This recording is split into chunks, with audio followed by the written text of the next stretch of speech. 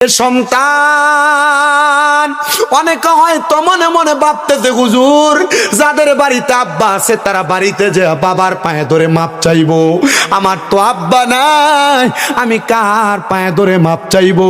হুজুর যাদের বাড়িতে মা আছে তারা বাড়িতে যাইয়া মার পায়ে ধরে মাপ চাইবো, আমার তো মা নাই, আমি কার পায়ে ধরে মাপ চাইবো?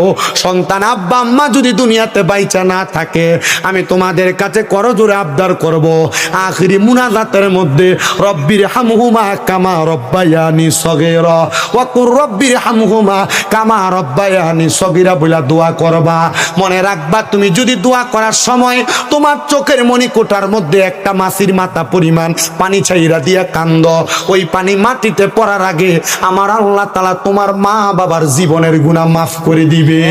কিন্তু তোমার মা তোমার ছাইরা দিয়া কবরের বাসিন্দা হয়ে গেছে, অনেক দিন হয়ে যায় তুমি তোমার মার চেহারা দেখো না, অনেক দিন হয়ে যায় তুমি তোমার আব্বা জানের চেহারা দেখো না।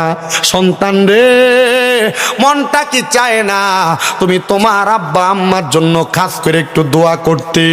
মনটা কি চায় না আব্বা আম্মার চেহারাটা একবার দেখতে?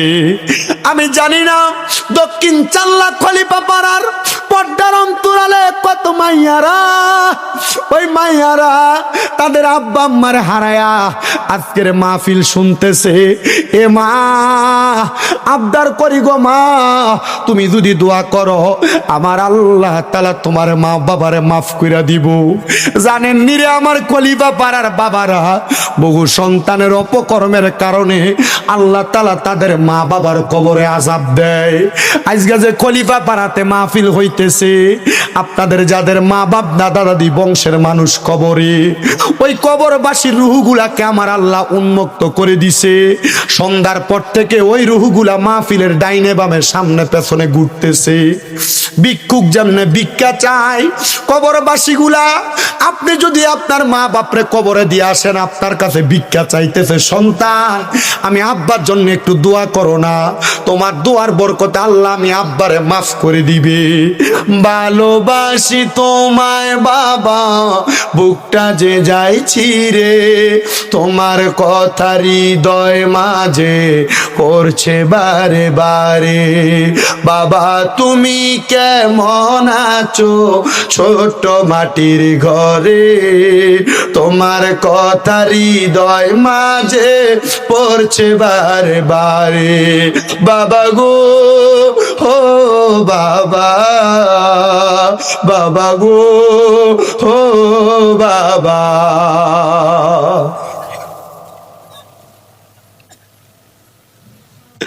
আরে কবরবাসীগুলা কবরে ফিরা যায়, কবরে যাওয়ার পর তারা যায়া দেখবে তাদের কবরের আযাব মাফ করে দেওয়া হয়েছে, একমাত্র তাদের ওয়ারিসদার তাদের জন্য দোয়া করছে এই জন্য।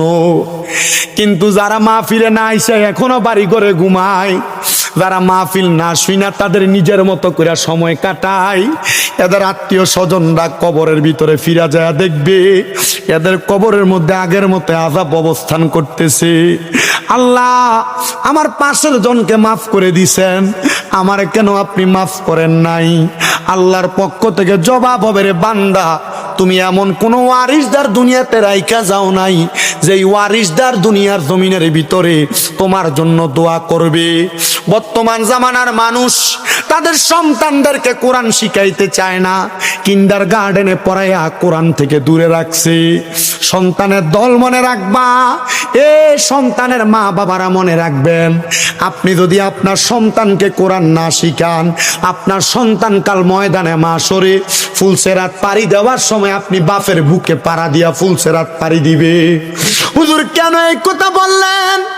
এ সন্তানের দল, আপনি যখন কোরআন তেলাওয়াত করতে পারবেন না, ফুলসেরাতের পারে আপনারে প্রশ্ন করবে কোরআন তেলাওয়াত করো, তখন আপনি বলবেন আমার মা বাবা আমারে কোরআন তেলাওয়াত শিখায় নাই। তখন আপনি সন্তানের বাবাকে ডাক দেওয়া হবে, এ বাবা তুমি কেন তোমার সন্তানকে কোরআন শিখাও নাই? তখন ওই সন্তানের বাবা জবাব দিবেন, দুনিয়ার ব্যস্ততায় থাকার কারণে আমি আল্লাহ তাআলার কোরআন শিখাইতে পারি নাই। তখন ওই বাবার পা গুলা থাকবে এক পারে, হাতগুলা থাকবে আরেক পারে। সন্তানকে বলবে বাপের বুকটার মধ্যে পাড়া দিয়া ফুলসে রাতটা পাড়ি দাও। কেমনে সহ্য করবেন আমার বুঝে আসে না, কেমনে সহ্য করবেন বুঝে আসে না। তো যেই কথা বলতেছিলাম, একটা সন্তানের অপকর্মের কারণে আব্বা আম্মা কবরে জ্বলতে থাকে। হযরতে সাঈদ ইবনে মুসাইয়াব আল্লাহ তাআলার ওই বান্দা বলো এলাকার মসজিদের মধ্যে নামাজ পড়ে। সাঈদ ইবনে মুসাইয়াব বলে আমি নামাজ পড়তাম, ফজরের নামাজ পড়ে আমি নামাজের মুসল্লা থেকে ততক্ষণ উঠতাম না যতক্ষণ সূর্য উদয় না হইতো। আল্লাহর ওলি ডাক দিয়া বলে সূর্য উদয় হইলে আমি 2 রাকাত নামাজ পড়তাম, এশরাকের নামাজ। আমি এশরাকের নামাজটা পড়ার অবস্থা করার এশরাকের নামাজ পড়ার জন্য আমি আরেকদিন সকালবেলা ফজর থেকে অপেক্ষা করতেছি। এমন টাইমে আমি লক্ষ্য করে দেখলাম আমার চোখে একটু ঘুম আইসা গেছে। ঘুম যখন ঘুম চলে আসছে, ওই ঘুমটা চোখে নিয়ে আমি হঠাৎ করে নামাজের মুসল্লাতে সাজদার ভিতরে ঘুমায় গেছি। এমন টাইমে আমি বড় একটা বাজে স্বপ্ন দেখছি। আমি ঘুমের মধ্যে হঠাৎ করে দেখলাম একজন ব্যক্তি সুন্দর পোশাক পরা, মাথায় টুপি লাগানো, শরীরে পাঞ্জাবি পরা, সুন্দর পোশাক পরা, কিন্তু ওই ব্যক্তিটার নাভি থেকে পায়ের তালু পর্যন্ত আগুন ধাউ ধাউ করে জ্বলতেছে, আর নাভি থেকে মাথার তালু পর্যন্ত ভালো দেখা যায়। আমি ভয়ঙ্কর অবস্থা দেখা তার প্রশ্ন করলাম, এ বাবা আপনার অবস্থা কেন এমন? আপনারা তো আমি চিনি, আপনি আমার নিজের পিছনে নামাজ আদায় করেছেন, কিন্তু আপনার অর্ধেক শরীর আগুনে জ্বলতেছে, অর্ধেক শরীর ভালো আছে, তার কারণটা কি? উনি চোখের পানিগুলা সাইরা দিয়া দিয়া কান্দে আর ডাক দিয়া অন্য কোনো কারণ না, এ আমার অর্ধেক শরীর ভালো, অর্ধেক শরীর আযাব হওয়ার কারণ হইল আমার একটা বেপরদামি, আমার একটা বেপরদামি। বলে কারণ কি? বলে অন্য কোনো কারণ না রে। আমি যখন ইন্তেকাল করি আমার একটা মেয়ের বয়স ছিল মাত্র 13 বছর। আমার একটা মেয়ে আমার স্ত্রীর গর্ভে ছিল, বয়স ছিল 5 মাস বয়স। আমি ইন্তেকাল করার পরে আমার ওই বড় মেয়েটা আমার আদর্শ নিয়ে মানুষ হয়েছে, কোরআন পড়ছে, হাদিস পড়ছে, বেপরদা ঘুরে বেড়ায় নাই। কিন্তু আমার ইন্তেকালের 5 মাস পরে আমার স্ত্রীর গর্ভ থেকে সন্তানটা আগমন করছে। আজকে 12 বছর হয়ে গেছে। আমার ওই কন্যা সন্তানটা আগমন করার পরে ওই সন্তানটা কোরআন সুন্নাহ মোতাবেক চলাফেরা করে না, বেপরদা ভাবে চলে, বেহায়াপনা করে চলে। আমার ওই কন্যা সন্তানটা বেপরদা চলার কারণে আল্লাহ তাআলা আমার অর্ধেক শরীর আযাবের মধ্যে রাখছে। আল্লাহ তাআলা আমার অর্ধেক শরীর আগুন দিয়া পুরাইতেছে, আর অর্ধেক শরীর আমার সুন্দর রাইখা দিছে। ও বাবা আপনি নামাজ পড়েন, আপনার বউ বেপরদা, আপনি নামাজ পড়েন, আপনার মাইয়া বেপরদা, আপনি নামাজ পড়েন, আপনার মা বেপরদা, আপনি নামাজ পড়েন, আপনার বোন বেপরদা। মনে রাখবেন রহমতের নবীর ঘোষণা, একটা মহিলার কারণে 4 জন ব্যক্তি দোজখের আগুনে জ্বলা লাগবে। 4 জন ব্যক্তি। বলে হুজুর কেমনে? কেমনে একটা মহিলার কারণে 4 জন ব্যক্তি দোজখের আগুনে জ্বলবে? একটা সন্তান যদি তার মারে পর্দা না করায়, তাহলে সন্তান এবং মা দুইজনে একই সাথে জাহান্নামের আগুনে জ্বলবে। কোন ভাই যদি তার বোনকে পর্দা না করায়, তাহলে ভাইটা তার বোনের কারণে দোজখের আগুনে জ্বলবে।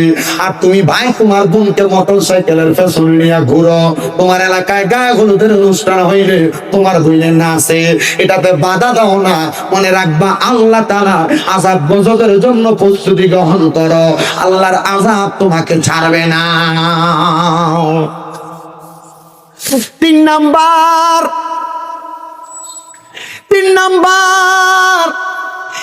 একটা স্বামী তার স্ত্রীর জন্য দুজকের আগুনে জ্বলবে রে, দুজকের আগুনে জ্বলবে। হুজুর কেমনে?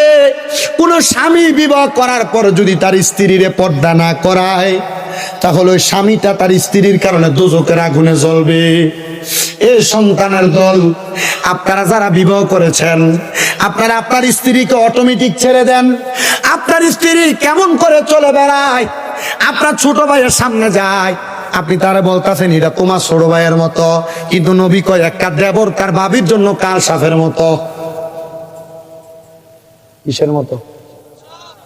ওয়াজ ভাল লাগে না? না এই ওয়াজ ভালো লাগতো না আপনার কাছে? কারণ অনেকে হিসাব করে দেখলে দেখবো আমার বউ বেফরদা, আমার জি বেফরদা, আমার মাইয়া বেফরদা, আমার ফুতের বউ বেফরদা। কথা কয় না? এ মুসলমান, আল্লাহর ওলি হযরত সাঈদ ইবনে মুসাইয়াব বলেন, আমি এবার নামাজ আর পড়লাম 9 দিনের শাকের নামাজ। আমি রওনা করলাম, পুরো এলাকার মধ্যে তালাশ করলাম কে এমন ব্যক্তি যেই ব্যক্তি গর্ভে সন্তান রাইখা একটা দুনিয়াতে 13 বছর একটা মাইয়া রাইখা ইন্তেকাল করছে। পুরা বলক এলাকা তালাশ করছে, কোনো জায়গায় পায় না। হঠাৎ করে একটা ঘরের দরজার সামনে যায়, দেখে ঘরের দরজাটা বন্ধ। সালাম দিছে, আসসালামু আলাইকুম ওয়া রাহমাতুল্লাহ, জবাব দেয় না। আবার সালাম দিছে, আসসালামু আলাইকুম ওয়া রাহমাতুল্লাহ, জবাব দেয় না। 3 বার সালাম দিছে, আসসালামু আলাইকুম ওয়া রাহমাতুল্লাহ। এমন টাইমে একটা মেয়ে বাইর হইয়া কিছু ময়লা পানি এভাবে মেলা মাইরা ফিক্কা দিছে আল্লাহর ওলির গায়ের উপরে। আল্লাহর ওলিদের কষ্ট দেন না, পীর মাশায়েখদের বিরোধিতা করেন না, আল্লাহর ওলিদের বিপক্ষে কথা বলেন না। আল্লাহর কসম করে আল্লাহর ঘোষণা, মানে আদালি ওয়ালিয়ান ফাকাদ আযামতুহু বিল হারব। যে ব্যক্তি আল্লাহর ওলিদের সাথে দুশমনি করে, আল্লাহ তাদের সাথে যুদ্ধের ঘোষণা করে। আল্লাহর লোকে যুদ্ধ করবা, ফেরাউন নমরুদের যেমনে মারছে জুতা দিয়ে বাইরে ইয়া, তোমার এমনি মারবো। মরার সময় কুত্তা বিলের মতো মরবা, টের পাইতা না।